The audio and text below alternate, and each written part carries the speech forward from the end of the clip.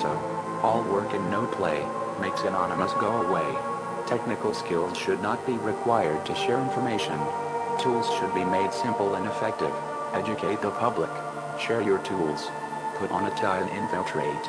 Our numbers are huge. Our skills unprecedented. We are anonymous. We are legion. We do not forgive.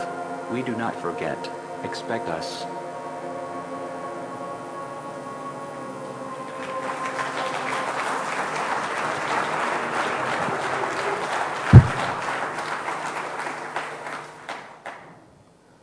Okay.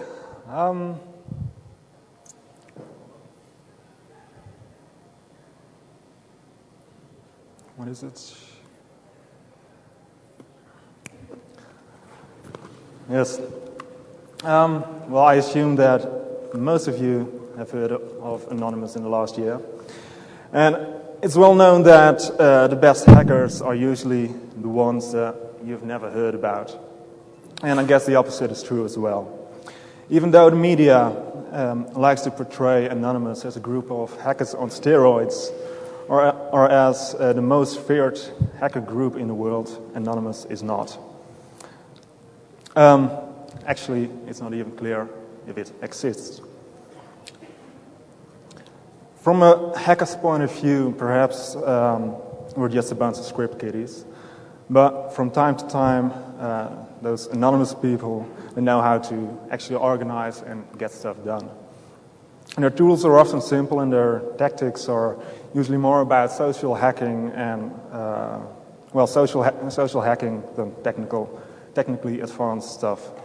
Their methods may sometimes be somewhat malicious in nature, but as far as I know, no serious harm has ever been done.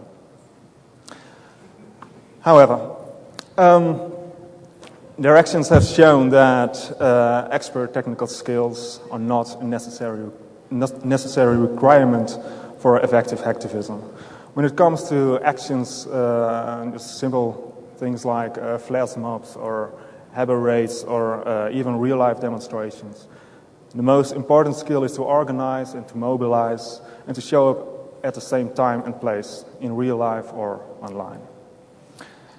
The work of an army of script kiddies can be just as overwhelming as the work of specialists, or even more so. And for example, the effectiveness of a youth group shows when it comes to things as doing research online. If there is any information about a person or an organization available, then someone will eventually find it. And there's another important factor, and that is whenever some expertise is needed in any field, and it could be anything like a web developer or a writer, anything, and there's a bigger chance to find such a person within a group of over 9,000 people than an elite group of uber hackers that no one has ever heard about.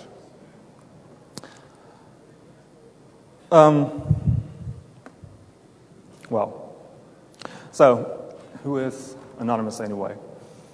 It depends on who you ask, and as a group, it doesn't really exist. It's a joke, it's a name, it's something that people thought was fun, and it's a name for something that isn't there. But as a concept, Anonymous is, I think, a very interesting phenomenon. The concept originated about 10 years ago on Japanese image boards. And these image boards are just very simple websites. I don't know if people are familiar with these, but I haven't seen much Dutch image boards. But these image boards are actually quite simple. It's just you can post some text and reply to that text and post an image. And there's really nothing more to it. It's a simple concept that allows for very rapid communication, and it's very chaotic. And, you have to be really into the whole thing to understand what's going on. But unlike most forums, the image boards have the option to post without a name. So the post appears as posted by Anonymous. And that's all about it. It originated in Japan. I think it's I think Duchan perhaps was one of the first, I don't know.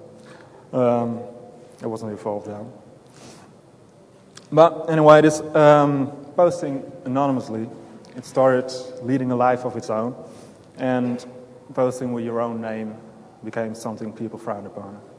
So after time, this anonymous method of communication, of course, created its own dynamic and the content.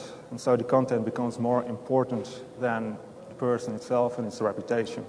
Actually, you cannot have a reputation, of course. The way the image boards work is somewhat different from what you see on more common boards and forums. If people do not reply to a thread, then it simply moves to the last page and eventually it gets deleted. And because of the high turnover speed and all these posts that are going on, only the interesting ideas and the funny content stays afloat, and the anonymity ensures that content is weighted on its own merits only. On very popular image boards, a thread can end within minutes, or it can stay up for about a day, but that's about it.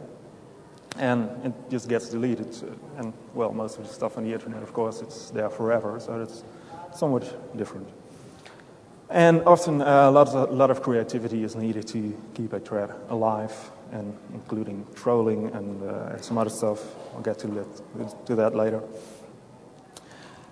But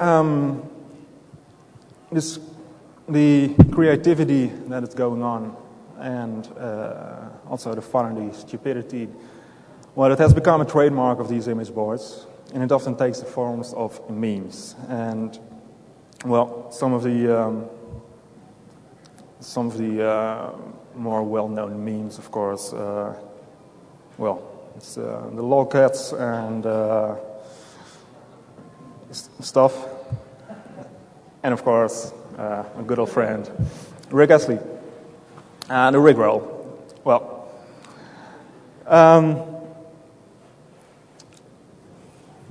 sometimes the ideas that surfaced on the image boards resulted in groups of people working together to achieve a common goal. And it's usually pranks or stuff like that.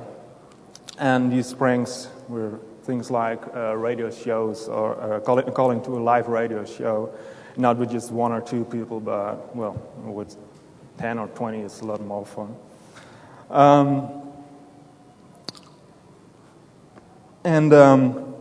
Well, other things are just going to forums, something totally unrelated. So it could be any forum and just post there all kinds of funny stuff and insider jokes and, well, whatever. And all these things would always be attributed to some guy called Anonymous.